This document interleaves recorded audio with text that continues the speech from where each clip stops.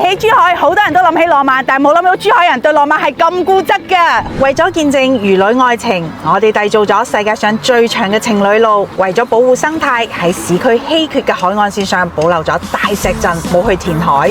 今日要講嘅係呢條28公里嘅情侶路上3個浪漫到固執嘅故事。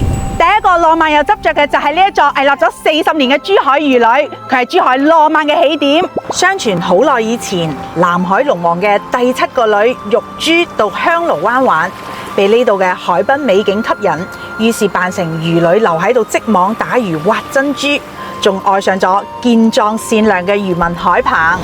點知海鵬聽信讒言，執意要玉珠除咗佢對維繫生命嘅手鐲作為定情信物。玉珠因為愛情除咗隻手鐲，死喺摯愛嘅懷抱中。海鵬如夢初醒，佢求九州長老幫佢復活魚女。長老指引佢去摘還魂草，而且要用海鵬自己嘅鮮血日日淋佢。終於誠心執着換嚟玉珠復活。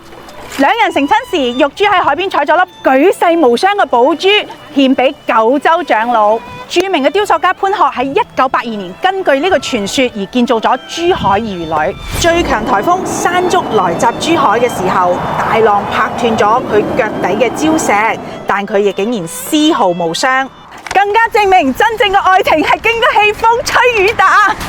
第二個側面就係日月貝嘅叛逆浪漫。珠海人敢於打破歌劇院必須莊嚴嘅傳統，喺2017年呢兩隻貝殼成為全球唯一建喺海島上嘅歌劇院。唔講你唔知，珠海大劇院嘅最佳拍攝位喺呢度，呢度可以拍攝出德月船同日月貝嘅最佳搭配。第三側面就係情侶路嘅免費浪漫。珠海情侶路上所有景點同沙灘全部免費。魚女建成嘅時候，珠海城區內嘅海邊都係灘塗，大家去睇魚女至少要行半個鐘。1991年10月，魚女段嘅情侶路開始開工，直接1999年總長28公里嘅情侶路全面開通。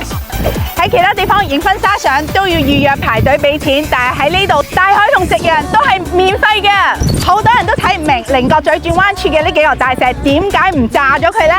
因為珠海人從細就被教育一山一水都要保護，一樹一石都要珍惜。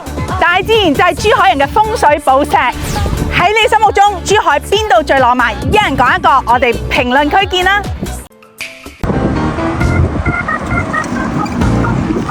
大自然就係珠海人嘅風水寶石。